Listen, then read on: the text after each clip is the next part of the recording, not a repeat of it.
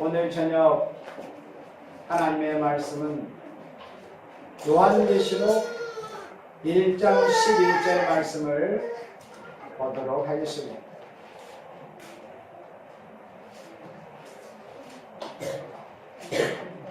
다같이 합독해 올리겠습니다. 가로되 너 보낸 것을 책에 써서 에베소, 서머나, 포가모, 로아디아, 사데, 빌라델비아, 라오디게아 일곱 교회에 보내라 하시기로. 아멘.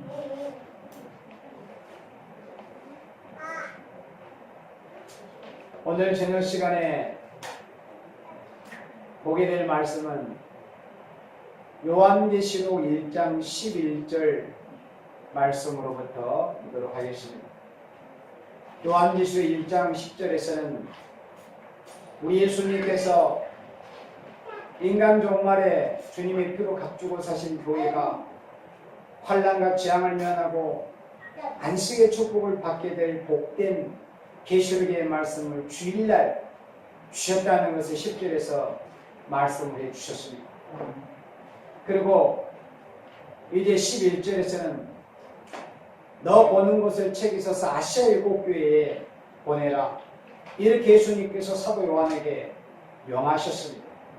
그러면 이 말씀에 관한 강의를 우리 다 같이 보도록 하겠습니다. 이 완전 계시의 책을 요한계시록은 완전 계시입니다. 축자 영감으로 기록된 완전 영감을 받아 완전하게 기록된 완전 계시의 책입니다. 완전 계시의 책을 일곱 교회에 보내라는 명령이 주님께로부터 왔습니다. 이 일곱 교회는 재림의 주님을 맞이할 초대 교회의 신앙의 표준으로 보여주신 말씀이 아시아 일곱 교회에 편지한 요한계시록 2장과 3장에 기록된 말씀인데, 아시아 일곱 교회에 보내어진 편지는 그때 실제로 아시아 일곱 교회의 형편을 그대로 보여준 그런 일이었습니다. 이제 있는 일과 하신 말씀처럼. 그런데 아시아 일곱 교회에 보내어진 편지를 통해서 우리 예수님께서 뭘 말씀하시고자 하시는가? 아시아 일곱 교회 에베소 교회로부터 라오디게아 교회에 이르기까지 각 교회마다 그 교회를 섬기는 주의 사자들에게 잘한 일에 대해서는 칭찬하시고, 또 잘못하고 범죄한 일에 관해서는 주님께서 책망을 하셨습니다. 경고하셨습니다. 그래서 아시아 일곱 교회에 보낸 이 편지는 예수님이 다시 오시는 때 이 미혹여감이 이 온 세상을 덮고 있는 이러한 때 재림 주님을 맞이할 초대 교회, 남은 교회의 신앙의 표준이요, 재림 주님을 맞이할 초대 교회의 신앙의 바른 노선, 바른 신앙의 표준으로 보여준 말씀이 바로 아시아 일곱 교회에 보내어진 편지라고 하는 것입니다. 그래서 책망을 받을 일도 또 칭찬을 받은 일도 기록이 된 것입니다.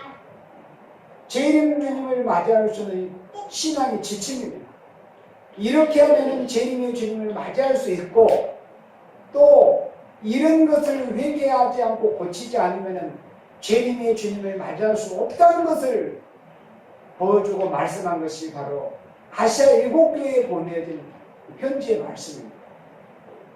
그러면 아시아의 모 교회와 같은 에베소 교회에게 예수님께서 말씀하신 그 말씀의 핵심이 무엇이냐? 그 말씀의 요지가 아무리 하나님의 종이라도 그리스도의 십자가의 사랑이 식어진다면, 처음 사랑이 식어지고 만다면 재림의 주님을 맞이할 수 없다는 것을 에베소 교회의 사자에게 말씀해 주셨습니다. 그리고 두 번째 교회, 서머나 교회에 대해서는 아무리 환난과 궁핍이 와도 죽도록 충성을 다해야 다시 오실 제2의 주님을 맞이할 수 있다는 것을 서바나 교회의 사자에게 말씀을 하신 것입니다. 그 다음에 버가모 교회에 대해서는 아무리 순교적인 계통을 받았다 할지라도 불의를 용납하고 반란의 사상, 니골라당을 용납하고 불의와 타협하면 재림의 주님을 만날 수 없다는 것을 버가모 교회의 사자에게 말씀을 하신 것입니다. 그리고 네 번째 두아드리아 교회는 아무리 교회가 모든 일을 잘해서 발전했다 할지라도 악의 세력을 용납한다면 환란에 떨어지고 말 것을 말씀한 것이 두아드리아 교회에 보내신 주님의 말씀이었습니다. 그리고 다섯 번째 교회, 어떤 교회입니까? 사대교회. 사대교회는 아무리 살았다고 하는 이름을 가졌다 할지라도 말씀을 지켜서 회개하는 일이 없다면 아무 소용이 없을 것을 말씀한 것이 사대교회에 보내진 주님의 편지였습니다. 그 다음에 여섯 번째는 어느 교회입니까? 빌라델비아 교회입니다. 빌라델비아 교회는 사람이 볼 때 아주 미약한 교회였습니다. 그래서 예수님 다시 오실 때 사람의 눈으로 볼 때 아무리 미약하게 보이는 이런 교회라고 할지라도 말씀을 받아 지키면은 시험의 때를 면하고 남은 교회가 된다는 것을 말씀한 것이 빌라델비아 교회에게 보내신 주님의 편지였습니다. 그리고 마지막 일곱 번째 라오디게아 교회. 아무리 모든 일이 부족함이 없는 교회. 라오디게아 사자가 이렇게 혼자 배내에 있는 그런 말씀을 라오디게아 교회에 보내준 편지에서 볼 수 있습니다. 나는 부족하여 아무 부족함이 없다고 그렇게 스스로 생각하니만큼 사람이 할 때 부족함이 없는 교회로 보이는 교회가 라오디게아 교회입니다. 마치 대한민국에 있는 그런 교회들을 보는 것 같습니다. 아무리 모든 일이 부족함이 없이 보유하다고 해도 영적인 활동, 신령한 눈이 열리고 말씀이 깨달아지고 주님의 뜻을 바로 깨달아 수행하고 준행하는 영적 활동이 없다면 아무 소용이 없이 흑암에 떨어지고 재림의 주님을 맞이할 수 없다는 것을 라오디게아 교회에 보내진 편지에서 주님은 말씀하고 계십니다. 그러니까 아시아 일곱 교회에 보낸 편지가 초대 교회의 신앙의 지침이고 이 마지막 시대의 교회의 신앙의 표준이라는 것을 아시아 일곱 교회에 보내진 편지에서 말씀을 하신 것입니다. 그 다음 12절 보도록 합니다. 자, 12절로 16절을 저와 여러분들이 한 구절씩 먼저 교독해 올리고 또 강의를 보도록 하겠습니다. 몸을 돌이켜 나더러 말하는 음성을 알아보려고 하여 돌이킬 때 일곱 금촛대를 보았는데 촛대 사이에 인자는 그니가 발에 끌리는 옷을 입고 가슴에 금귀를 띠고 그 머리와 털의 희비가 흰 양털 같고 눈 같으며 그의 눈은 불꽃 같고 그의 발은 눈에 달려난 빛난 주석 같고 그의 음성은 많은 물소리와 같으며 합독합니다. 그 오른손에 목표를 들고 그 입에서 좌우의 날선검이 나오고 그 얼굴은 해가 힘있게 비치는 것 같더라. 아멘. 우리가 이 시대를 사는 예수 믿는 교회, 하나님의 은혜로 주님의 값으로 사게 된 바 된 이 교회가 왜 예수님이 다시 오실 때 긴장해야 하며 두려워해야 하며 떨어야 하며 깨어 있어야 하며 재림의 주님을 맞이할 수 있다는 것이 그렇게 결코 쉬운 일이 아니라고 하는 것을 여기 요한계시록 1장 12절에서 16절의 말씀을 보아서 우리는 알 수 있는 것입니다. 초림 주님으로 2000여 년 전에 오셨던 메시아로 그리스도로 오셨던 우리 주님의 모습을 생각해 보세요. 우리 사람의 모습으로 겸손하게 마구간으로 오셨습니다. 그래서 온유한 주님으로 죄인의 친구가 되어주시고 죄인들의 발도 씻어주셨습니다. 그리고 사람에게 정죄를 받은 그런 죄인들에게도 주님은 긍휼을 베풀어 주셨습니다. 용서해 주셨습니다. 그리고 겸손하게 온유하게 깨우쳐 주셨습니다. 초림 주님의 모습은 그야말로 사랑의 주님이었습니다. 인자하신 모습이었습니다. 자비로우신 주님이었습니다. 그래서 저나 여러분 같은 죄 많은 이 인생들이 초림 주님으로 오신 우리 예수님을 나의 구세주, 나의 신앙의 대상자, 나의 주, 나의 하나님으로 영접할 수 있게 된 것입니다. 초림 주님으로 오셨던 우리 예수님께서 사랑의 주님, 온유하신 주님, 겸손하신 주님, 인자하신 주님으로 오셨기 때문에 우리 같은 죄인들이 구원받을 수 있게 된 겁니다. 주님의 품에 안길 수 있게 된 거예요. 하나님의 자녀가 될 수 있게 된 겁니다. 그러나 예수님이 다시 오실 때는 사정이 다릅니다. 이제는 여기 요한계시록 1장 12절로 16절 말씀에 이 교회의 왕년은 주님이 나타나는 모습을 보여줬다고 했습니다. 이 교회, 7교회로 보여진 7촛대로 보여진 7교회입니다. 주님은 촛대 사이에 왕래하셨습니다. 이 교회 사이에 왕래하는 주님의 모습이 12절부터 16절까지 보여졌는데 이 말씀을 간단히 정리한 이 강의를 보면 그 모양은 만왕의 왕의 모양으로 나타났으니 가장 두려운 주님으로 나타나셨다는 것을 이렇게 정리했습니다.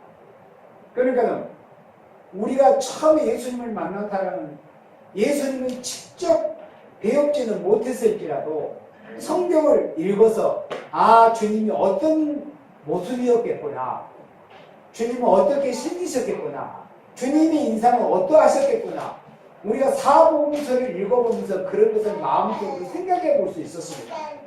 그러면 우리가 예수님의 모습을 그림으로 만약에 그린다고 하면 실제로 우리가 그런 그림을 그리지 못한다고 할지라도 이미 그려진 유명한 역대 기독교인들로서 그림을 잘 그리는 그런 화가들이 그려놓은 정말 어린 양처럼 온유하고 겸손한 모습으로 그려진 그런 주님의 모습을 우리가 생각하고 우리가 만약에 잘 그린 그림을 잘 그릴 수 있다면 그렇게 우리도 그려낼 수 있을 것입니다. 그렇죠? 초림 주님의 모습을 우리가 생각해보면 정말 인자한 미소를 띠면서 어떤 죄인이라도 품으실 수 있는 그런 인자하신 모습으로 우리의 마음속에 그려낼 수 있습니다. 어떤 주님이? 초림 주님으로 오셨던 주님을. 그런데 재림하신 주님은 우리가 예수님을 만났고 예수님이 어떤 분이겠다 하는 그런 생각과는 전혀 다른 모습으로 예수님이 재림하신다는 것입니다. 그래서 여기에 문제의 심각성이 있는 겁니다. 만약 예수님이 재림하신 예수님이 2000년 전에 오셨던 마옥간으로 오셨던 또 나사렛에서 목도리를 하셨던 그런 평범한 겸손한 모습으로 예수님이 다시 오신다면 어쩌면 이 시대에 예수 믿는 교회들이 너무 크게 걱정을 하지 않아도 된다고도 할 수 있을 것입니다. 그럴지라도 우리는 각성해야 되겠지만 그러나 다시 오실 예수님의 모습은 바로 방금 읽었던 이런 모습으로 오시는 겁니다. 자, 그러면 여기 12절부터 우리 촘촘히 한번 다시 보도록 하겠습니다. 몸을 돌이켜 나더러 말하는 음성을 알아보려고 하여 사랑의 사도였던 60여 년 동안의 사랑의 예수님, 온유하신 예수님을, 인자하신 예수님을 증거했던 사도 요한이었습니다. 지금까지는. 그런데 주일날, 주의 날 하나님을 바라보고 있었던 그 사도 요한에게 성령이 강하게 사도 요한을 감동하면서 신의 음성, 하나님의 음성이 들려왔습니다. 그래서 그 음성을 알아보려고 몸을 돌이켰습니다. 우리도 그래야 됩니다.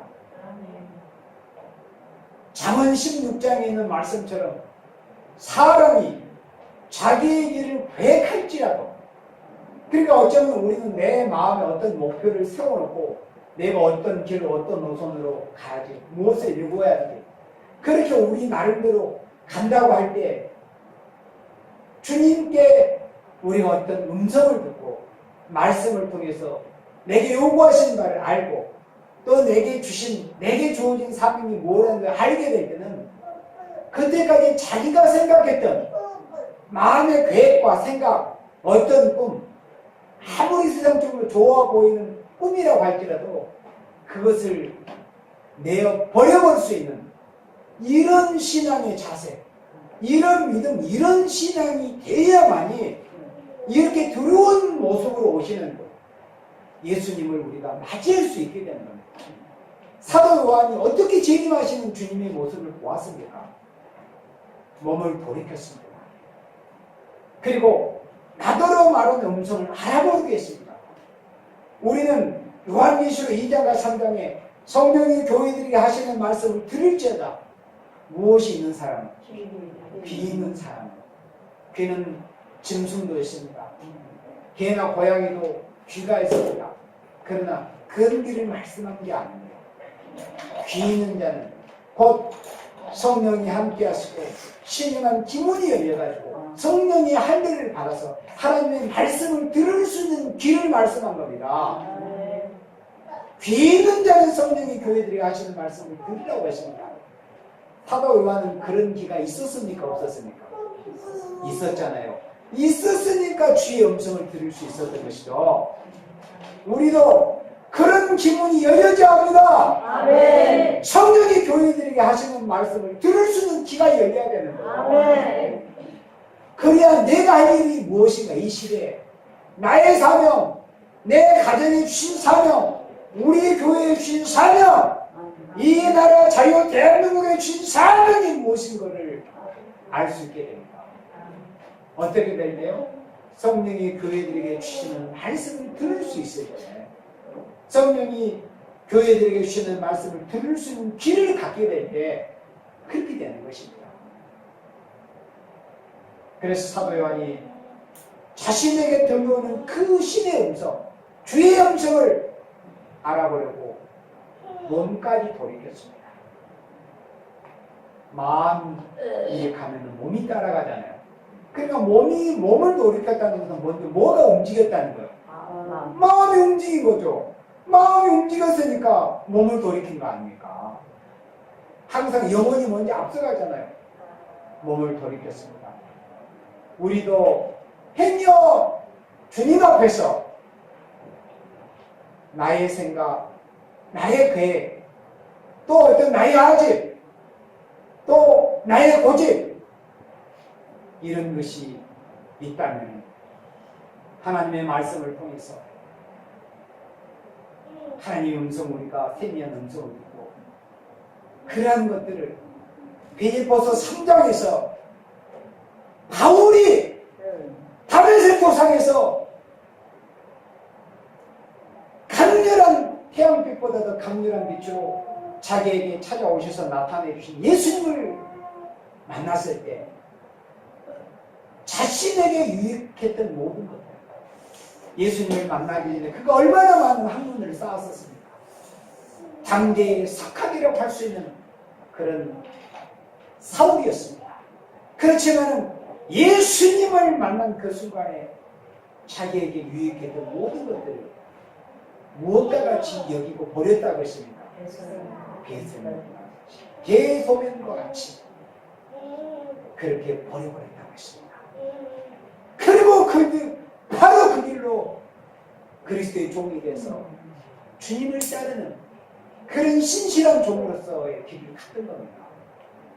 그래서 그렇게 쓰임받은 종이었기 때문에 성경을, 신약성경을 20-20권씩이나 기록하는 그런 위대한 사도로서의 사명을 감당할 수 있었던 것입니다.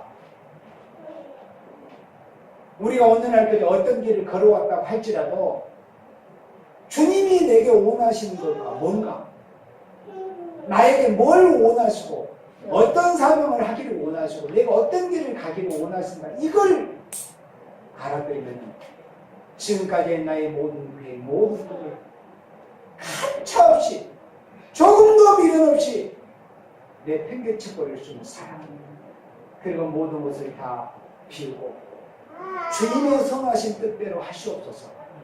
우리의 몸과 마음, 우리의 생애를 다 주님께 맡기고 드리는 거예요. 이런 모습이 보여져야 이렇게 두려운 주님으로 오시는 죄인의 주님을 맞이할 수 있는 겁니다. 아멘. 아멘. 몸을 돌이킬 때 뭐가 보였습니까? 일곱 금촛대가 보였습니다. 자, 사도 요한은 몸을 돌이킬 때 일곱 금촛대를 보았어요. 촛대는 일곱 교회라고 20절에서 말씀해서, 그런데 스가랴 선지는 이미 사도 요한보다 500여 년 전에 이런 모습을 이제 먼저 살았으니까 먼저 봤죠. 스가랴 선지자가 스가랴 사장에서 자신의 상태, 어떤 상태일 때 순금등대를 보았습니까? 자던 잠에서 깨어나는 것과 같은, 그러나 알기 쉽게 각성할 때, 깨어날 때, 아멘. 정신 차릴 때, 아멘. 깨어날 때, 아멘. 졸다가 깨어나고 자다가 깨어날 때, 아멘. 뭐가 보였어요? 순금등대가 보인 겁니다. 아멘. 깨어 각성할 때 순금등대가 뭘 상징합니까? 이 마지막 시대 어두운 세상을 밝히는 순금등대 촛대교회를 보여준 겁니다. 순금등대 촛대교회의 사명을 감당해서 자다가 깨어야 돼요. 또 사도 요한은 몸을 돌이켰습니다. 우리도 지금껏 어떤 길을 우리가 걸어왔는 것은 하나님이 아시지만, 그래도 예수님이 보실 때 뭔가 우리가 부족함이 있을 거 아니에요. 주님이 보실 때 꼭 어떤 다르지 않는 생각과 어떤 길을 걸어온 모습도 있을 것 아닙니까? 그렇다면 이 말씀 우리가 듣고 볼 때 이제는 어떻게 합니까? 버려버려야죠. 우리의 몸과 마음을 주님의 음성을 향해서, 주님의 뜻을 향해서, 말씀을 향해서 돌이켜야 합니다. 그러면 뭐가 보입니까? 일곱 금촛대가 보입니다. 스가랴 선지자는 자다가 깰 때 순금등대를 보았습니다. 사도 요한은 몸을 돌이킬 때 일곱 금촛대를 보았습니다. 아멘. 그 말씀은 주님의 뜻을 바로 알아 온전한 순종이 있을 때 이 마지막 시대의 어두운 세상을 예언의 등불로 밝힐 수 있는 촛대교회의 사명자로서의 사명을 할 수 있다는 것을 말씀한 겁니다. 아멘. 13절 봅니다. 촛대 사이에 인자 같으니까. 그래서 요한계시록 1장 13절을 전 세계 그리스도인들이 사도 요한이 이 복음을 받아서 아시아 일곱교회에 전해온 이후로 2000년이라는 세월 동안에 여러 사람들이 왔을 것 아닙니까? 뜻은 모를지라도 많은 사람들이 또 이 말세에 있어서 성경이 전 세계 보편적으로 보급하는 이런데, 성경은 세계 최고의 베스트셀러입니다. 가장 많은 사람들이 가장 많이 읽은 책이 무슨 책입니까? 성경입니다. 세상에 아무리 유명한 이름난 베스트셀러가 있다고 할지라도 성경과는 비교가 될 수 없습니다. 이 세상에 어떤 책을 1억 권을 읽었다 할지라도 성경 한 권 읽은 것에 피할 수 없습니다. 하나님의 말씀, 생명의 말씀. 그런데 계시록 1장 13절에 보니까 촛대 사이에 인자 같으니까 보인 거예요. 촛대 사이에. 그러면 이제 여러분들이 다 성경을 계시록 읽어봐서 알겠지만 20절에 해석을 해주십니다. 일곱 촛대는 일곱 교회입니다. 그러면 촛대 사이에 인자 같으니까 거니시는 모습이 보였다는 것은 예수님께서 우리가 실제적으로 알고 보면 어떤 교회에 계신다. 어떤 교회 가운데? 초대교회 가운데 계신다. 역사하신다.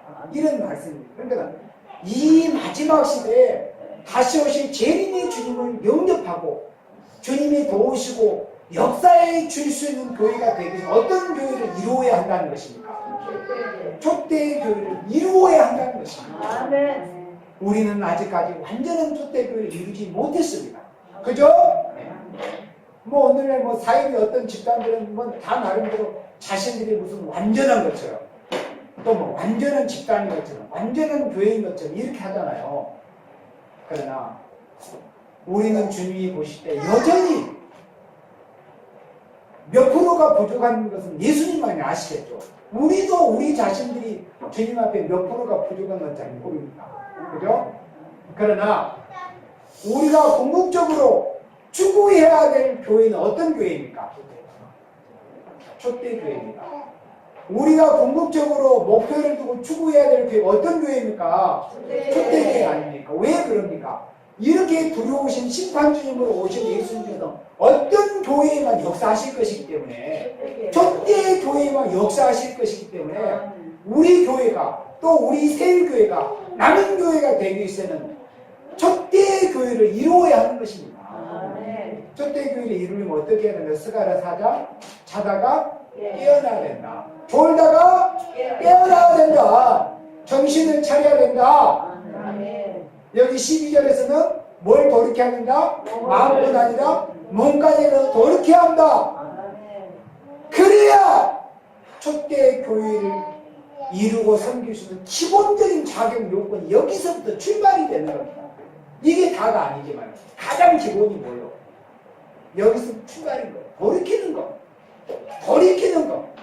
초대교회를 이루기 위해서 출발 시점이 돌이키는 데서부터 시작이 되는 것입니다. 그래서 13절에서 보니까 촛대 사이에 인자 같으니까 발에 끌리는 옷을 입은 모습이 보여졌습니다. 인자 같으니 우리 예수님은 신이신 신성을 가지신 영원한 신이신 분이시지만 또 한 인격을 예수님이 가지셨어요. 어떤 인격을 가지신 겁니까? 예수님께서 신성과 인성을 가지셨잖아요. 그래서 하늘과 땅에 유일하게 신성과 인성을 같이 가지신 분이 유일하게 누구십니까? 예수님 한 분뿐이십니다.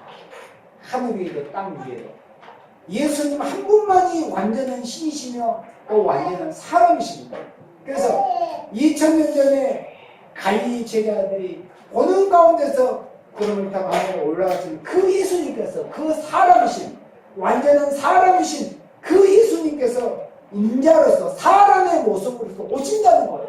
완전한 신이시며 완전한 사람이신 인성과 신성을 같이 예수님께서 이제 어떤 주님의 모습으로 오신다는 거예요. 두려운 심판주님으로 오시는데 발에 끌리는 옷을 입고 계신 모습이 보여졌습니다. 그리고 가슴에 금띠를 띤 모습이 보여졌어요. 그러니까 2000년에 이 땅에 오셨을 때는 이사야 53장에 또는 이사야 42장에 이사야 53장에 보면 이사야 선지자가 초기 예수님에 대해서 고난받는 주님의 모습을 예언을 할 때 얼마나 볼품이 없으신지 사람들의 얼굴을 가리움을 받을 정도예요. 그렇게 볼품이 없는 모습으로 오실 것을 이사야 선지자가 예언을 했었습니다. 그렇게 사람들의 모습에 볼품이 없는 모습으로 온유하고 겸손한 살아있는 모습으로 오셨지만은 이제 재림하실 예수님은 이런 모습으로 오신다는 겁니다. 발에 끌린 옷. 옛날 고대 사회에서 누가 발에 끌린 옷을 입고 다녔습니까? 높은 사람들, 왕들, 황제들. 그리고 예수님께서 만왕의 왕, 가슴에 금띠를 누가 띱니까? 왕들이 띄지 않습니까? 만왕의 왕의 모습으로 오신다는 것입니다. 그리고 14절 그 머리와 털의 희가 흰 양털 같습니다. 다시 오실 재림 예수님의 모습은 그 머리와 털의 희가 흰 양털 같고 깨끗한 눈 같다고 하셨습니다. 조금도 흠과 티가 없으신 이런 성결하신 주님의 모습, 영원한 제사장으로서 여기 13절에서는 만왕의 왕의 모습이 보여졌다면 14절에서는 옛날 대제사장의 이 머리 이마귀에 어떤 거룩한 글자가 새겨져 있었습니까? 누구께? 여호와께 성결. 그렇게 구약시대 하나님께서 대제사장의 그 머리에 쓰는 그 두번에 여호와께 성결이라고 쓰여진 그 말씀을 하신 것은 이제 하나님을 섬기는 사람들은 다 성결해야 된다는 것을 말씀을 하는데, 구약시대의 제사장들은 사실은 예수님의 진짜 대제사장이시고 영원한 제사장이신 예수님을 예표한 사람들이었습니다. 그런데 그 실체가 되시는 예수님이 오셔가지고 영원한 제사를 단 한 번에 드리셨습니다. 성결하신 예수님께서. 그래서 머리와 털의 헤기가 흰 양털 같고 눈같이 이렇게 성결한 모습으로 이제 오시는 모습이 이렇게 보여졌습니다. 그리고 그 눈은 불꽃 같고 15절 그 바른 풀무에 단련한 빛난 주석 같고 했습니다. 이제 본격적으로 두려운 모습이 보입니다. 심판주님으로서의 모습, 재판장, 심판자로서의 모습, 너는 불꽃 같습니다. 얼마나 두려운 모습입니까? 눈에서 불꽃이 튀어나오는 모습을 생각해 보세요. 얼마나 두렵습니까? 두려운 심판주님으로서 모든 사람의 심령을 다 감찰해주고 통찰하시는 이런 두려운 주님의 모습으로 오시는 것입니다. 그리고 그의 바른 풀무에 단련한 빛난 주석 같다고 했습니다.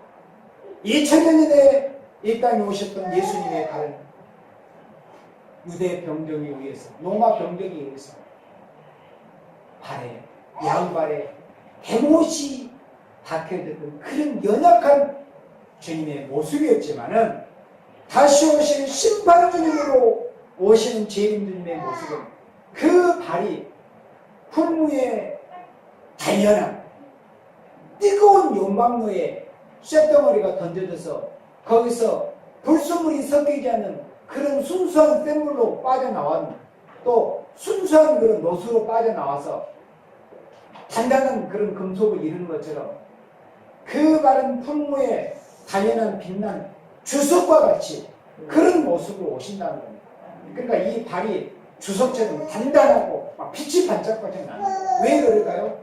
이제는 원수를 해산물처럼 짓밟아 버리는 이런 심판주님의 모습으로 오신다는 것을 이렇게 보여준 겁니다.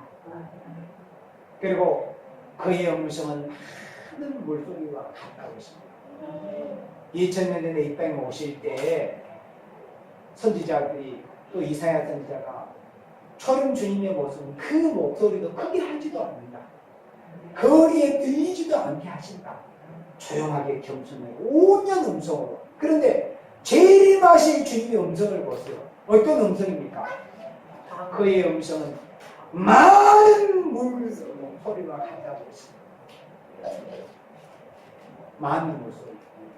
나이아가라에서 떨어지는 그 폭포수의 그 소리, 빅토리아 폭포에서 쏟아지는 그 엄청난 양의 그 물소리 같은, 그렇게 웅장한 많은 물소리 같은 예수님이 이 땅에 오셨을 때 진짜 예수님은 참된 선지자이셨잖아요. 메시아이셨지만은. 그러니까 이 예수님께서 이제 재림하실 때는 그 음성이 온유하게 사람을 달래고 위로하고 이런 음성이 아니에요. 사람들이 들으면 기절할 수밖에 없는, 기절천풍할 수밖에 없는, 얼굴이 하얗게 질릴 수밖에 없는 이런 두려운 음성으로 예수님이 오신다는 겁니다. 그래서 그의 음성은 많은 물소리와 같다 하셨습니다. 이런 모습을 사도 요한이 보았어요. 그러니까 얼마나 보는 중에 두려웠겠습니까? 그 다음 16절입니다. 그 오른손에 7별이 있습니다. 이 7별에 대해서도 나중에 20절 이후에서 해석을 해주십니다. 7별은 누구라고 했습니까? 7교회의 사자라고 이렇게 말씀했습니다. 초대교회의 사자라는 것을 말씀했습니다. 예수님은 오른손에 7별이 있는 거예요. 그러니까 초대교회를 섬기고 재림의 주님의 길을 영접할 마지막 시대에 쓰임받을 종들은 누구의 손에 붙들려 있는 겁니까? 예수님의 손에. 오늘날 거짓 선지는 누구의 손에 붙들려 있습니까? 마귀 사탄의. 누구의 아가리에 삼킴받아 있습니까? 붉은 용의 아가리에 삼킴받아 있는 자들이 오늘날 붉은 짐승 거짓 선지들입니다. 그러나 이렇게 두려운 주님으로 오시는 재림 주님을 맞이하고 재림 주님의 길을 예비할 종들은 누구의 손에 붙들려 있다는 거예요? 예수님의 손에 붙들려 있다는 겁니다. 그 오른손에 7별이 있고 여기서는 비밀이라고 말씀을 하십니다. 그러니까 예수님께서는 이 마지막 시대의 비밀을 당신의 손아귀에 쥐고 계시는 초대교회의 사자들을 통해서 이 마지막 비밀을 알게 해주시다는 뜻으로 예수님의 오른손에 7별이 있다는 것을 말씀을 했습니다. 7별은 7교회의 사자라고 말씀을 했습니다. 그리고 그 입에서 좌우에 날선검이 나오고 예수님의 입에서 양날선검이 나오는 거예요. 이거는 뭘 의미하겠어요, 여러분? 서로 분물이 없다는 거예요. 보통 칼이 날이 한쪽이 많이 서 있잖아요. 그죠? 칼이 어떤 시칼이나 무사들이 싸우는 칼이 보통 보면은 한쪽이 날이 서 있어요. 그러면 그 사람을 내가 꼭 죽이지 않고 제압할 그런 생각이 있다면 날이 서 있지 않은 칼등으로 자기의 상대를 제압을 합니다. 그러면 그 상대편의 목숨을 빼앗지는 않습니다. 그게 긍휼이죠. 칼등으로 치면 날이 서 있지 않는. 그런데 그 사람이 가지고 있는 이 칼이 양쪽 날이 다 서 있다면 상대편에서 긍휼을 베풀 수 있겠어요, 없겠어요? 베풀 수 없는 겁니다. 꼭 죽여야 되는 거예요. 그러니까 양날선 검이 예수님의 입에 무여져 있습니다. 이건 뭘 의미하겠어요? 재림하실 예수님에게는 조금 더 긍휼이 없다는 겁니다. 누구에게? 준비되지 않은 생명들에게. 완전한 성결과 완전히 변화체가 되어지는 변화성도의 인격을 이루지 못하면 이렇게 두려운 주님으로 오시는 심판 주님 앞에서 긍휼을 입지 못하고 심판의 대상자가 된다는 것을 말씀해서 그 입에 좌우에 날선검이 나온다는 것을 이렇게 말씀을 했습니다. 얼마나 두렵습니까? 그리고 그 얼굴은 해가 힘있게 비치는 것 같더라. 예수님께서 요한복음 14장 6절에 나는 요한복음 14장 6절에 예수님께서 이렇게 말씀하시죠. 나는 길이요 진리요 생명이니 나로 말미암지 않고 나보지 올 자가 없느니라. 예수님이 누구시라고요? 진리라고 하셨잖아요. 아멘. 아멘이라는 뜻은 진리라는 뜻입니다. 진실하다 진리. 그래서 예수님은 아멘이시라고 했어요. 아멘이시오 충성된 증인이시라고 했습니다. 예수님께서 그 얼굴이 해가 힘있게 비치는 것 같더라. 그러니까 예수님 자체가 진리이십니다. 예수님 자체가 아멘이시거든요. 근데 얼굴에 해가 힘있게 비친다는 것은 무슨 뜻이죠? 진리가 충만하신 분이시라는 겁니다. 그러면 이러한 주님을 우리가 맞이하기 위해서는 예수님의 재림을 기다리고 또 예수님의 재림을 영접할 생명들이 뭐가 밝아야 된다는 거예요. 말씀이 밝아야 된다는 거. 조금도 어두움이 없이 진리가 햇빛같이 밝아야 된다는 거예요. 햇빛보다도 더 밝아야죠. 그래야 미혹으로 뒤덮여진 이 캄캄한 흑암 세상에서 택한 백성들에게 빛을 비춰줄 수 있는 거예요.